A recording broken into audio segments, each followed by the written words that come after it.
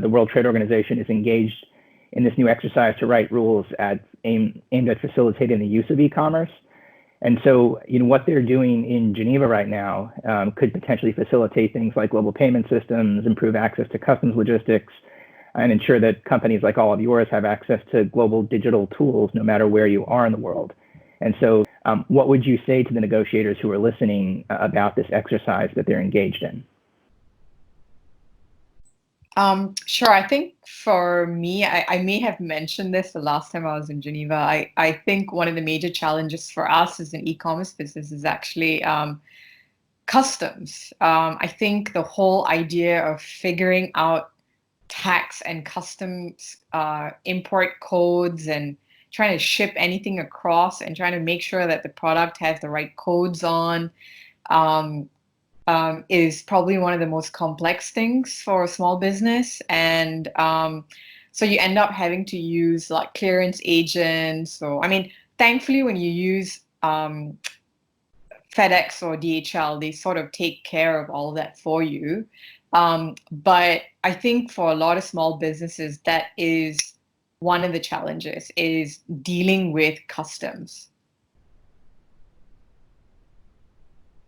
Great, thanks, Sasi. Dana? I think that I would agree. Customs is very complicated for especially small business owners that don't know how to navigate it. So if you're new to this space, it can be very overwhelming. I think in addition to understanding your codes, if you're already importing goods, you have your identification codes if you're not making them domestically. So there is a little bit of a highway to that answer. What is not answered is everybody's different duty rates into every other country. And that can, change and shift depending on where the goods were made and who's exported and imported. And so that gets incredibly complicated to convey that to a consumer.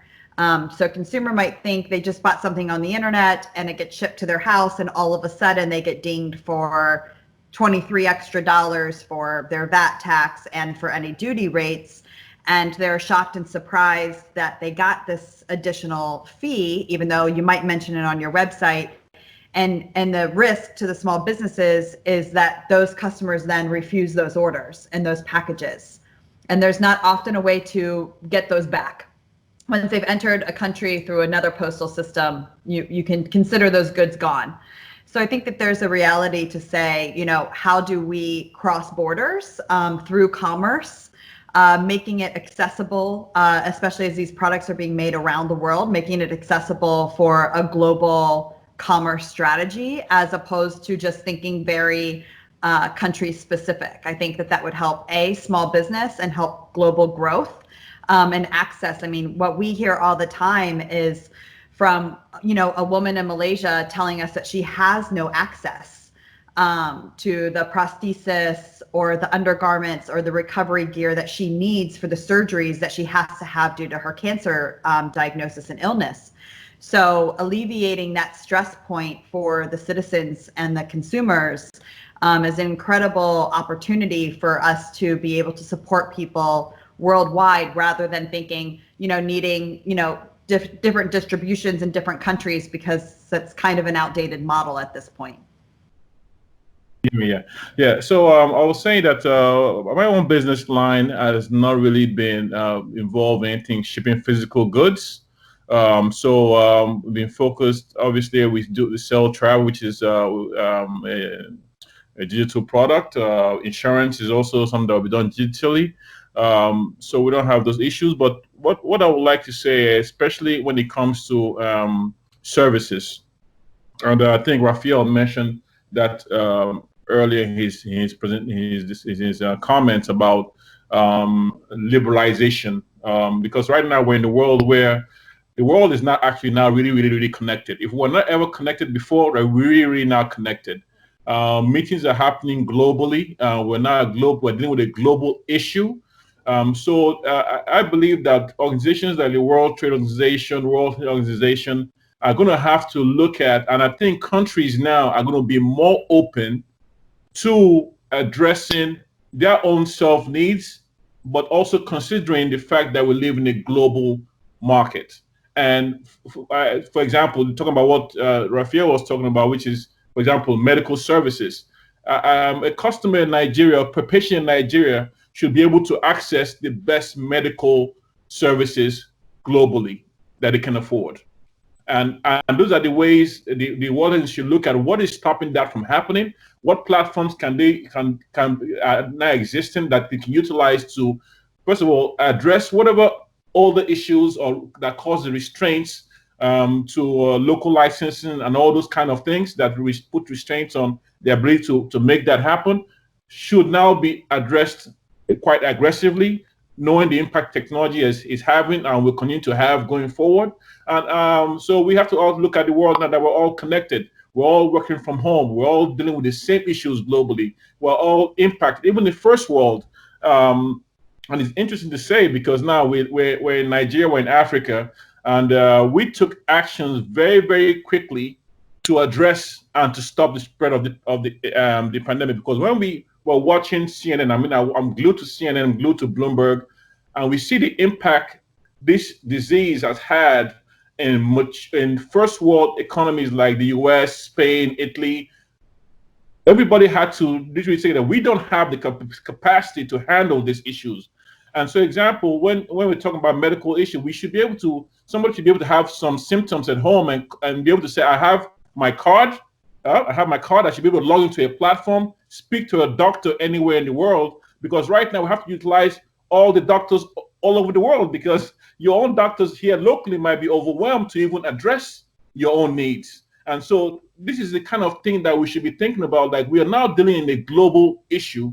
And so we should be thinking globally and how we liberalize the systems, the services, to allow people now that have the ability to make payments, because now we can all make payments to anywhere in the world. I can order, if somebody has cancer, I can order Dana's product from anywhere in the world. It can be shipped to me. I can order Raphael's product services on his telemedicine platform, and I should be able to gain access to the breadth of doctors that they have. So when we're talking about the World Trade Organization and the World Health Organization, these are the issues that they should be talking about right now going forward and for the future, that we are now dealing with a global economy, and our policies and our trade policies should enable that to happen sooner than later.